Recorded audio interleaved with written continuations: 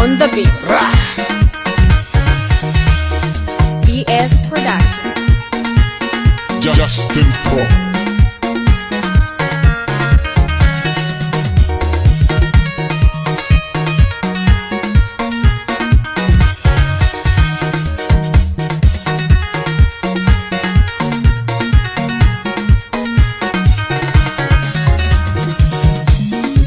Jalia bujal dong tin gaya kai cer guar len mama den kwal Chag jadol dol bujal dong tin gaya dai cer guar len mama den majong Chag jalia bujal dong tin gaya kai cer guar len mama den kwal Chag jadol dol bujal dong tin gaya dai cer guar len mama den kwal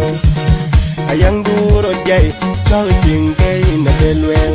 Deng durot kon, shaw tingkay biyajat Ayan durot niya, shaw tingkay chatin Wal durot kon, shaw tingkay na belwel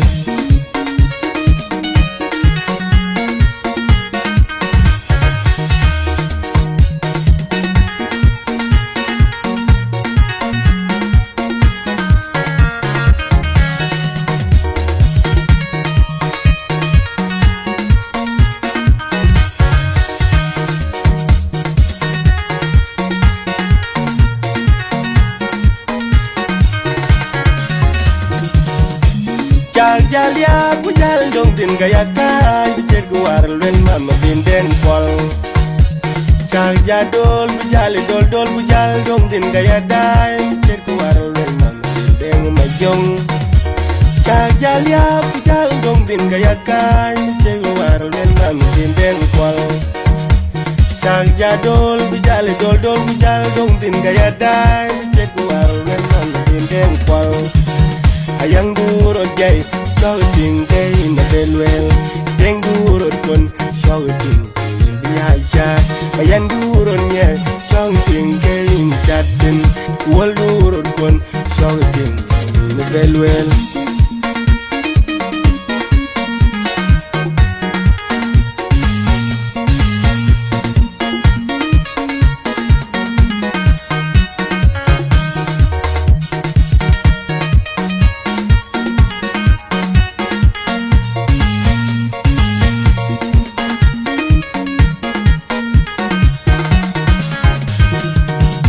Ye wek bagong min ni an bu gok chen long maring wari chagalwel Ye wek bagong ni an bu gok chen long liu wari chagateng yen Ye wek bagong min ni an bu gok chen long liu wari chagalwel Ye wek bagong ni an bu gok chen long liu wari chagateng yen Inde ngarang deng madye deng na nyenya po deng malum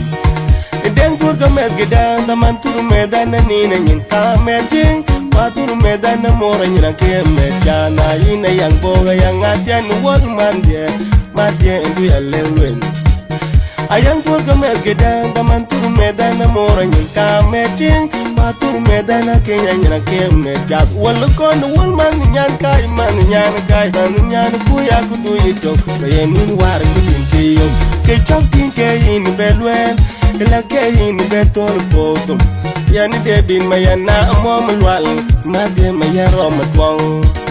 Mayan tuot ka med gedang taman turu medan na nina nyin ka meding Wa turu medan na mora nyilang ke medan War kaya ke jam gedang taman turu medan na kenya nyin ka meding Wa turu medan na mora nyilang ke medan